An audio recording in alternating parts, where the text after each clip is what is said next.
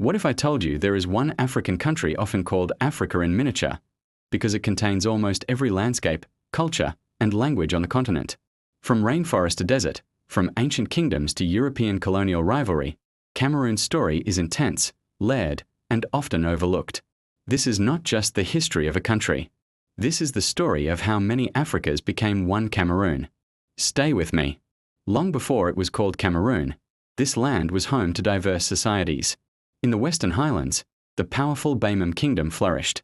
Its rulers built organized political systems and developed one of Africa's rare indigenous scripts under King Joya in the late 19th century. In the north, Islamic states connected to wider Sahelian networks shaped politics and trade. Along the coast and in the forests, communities thrived through fishing, farming, and regional trade. Then, in 1472, Portuguese sailors arrived at the Wouri River. They were struck by the abundance of shrimp and called it Rio dos Cameros, River of Prawns. From that word came the name Cameroon. But for centuries, European influence remained mostly coastal. The interior remained under African control. In 1884, Germany declared the territory a protectorate known as Cameroon. It was part of the larger European scramble for Africa. Under German rule, plantations expanded, railways were built, and resistance movements were brutally suppressed. Cameroonians did not surrender quietly. Several groups resisted forced labor and land seizure. After Germany's defeat in World War I, Cameroon was divided between Britain and France under League of Nations mandates. And here is where Cameroon's story becomes unique. France controlled the larger eastern portion. Britain governed two smaller regions in the west, Northern Cameroons and Southern Cameroons, attaching them administratively to Nigeria. For decades, different legal systems, languages, and administrative cultures developed. French Cameroon moved towards centralized governance. British Cameroons developed under indirect rule. This colonial split created tensions that would shape the country's future. On January 1, 1960, French Cameroon gained independence under Amadou Ahidjo. A year later, a United Nations organized plebiscite gave the British territories a choice.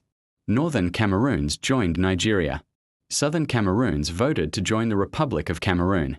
In 1961, the Federal Republic of Cameroon was born.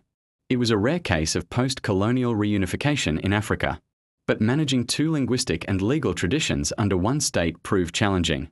Over time, the federal system shifted toward a more centralized structure. Political tensions between Anglophone and Francophone regions have remained a sensitive issue. Yet Cameroon has also built a strong cultural identity.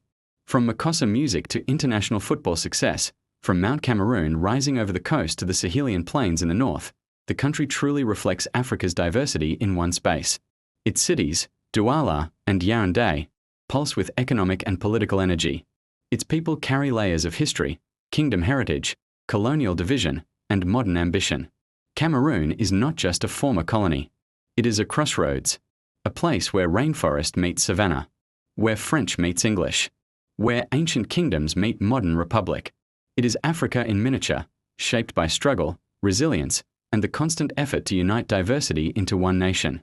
If this story gave you a new perspective on Cameroon, like this video, subscribe, and share it with someone who loves African history. Comment the next country you want us to explore, because Africa's real history deserves to be told.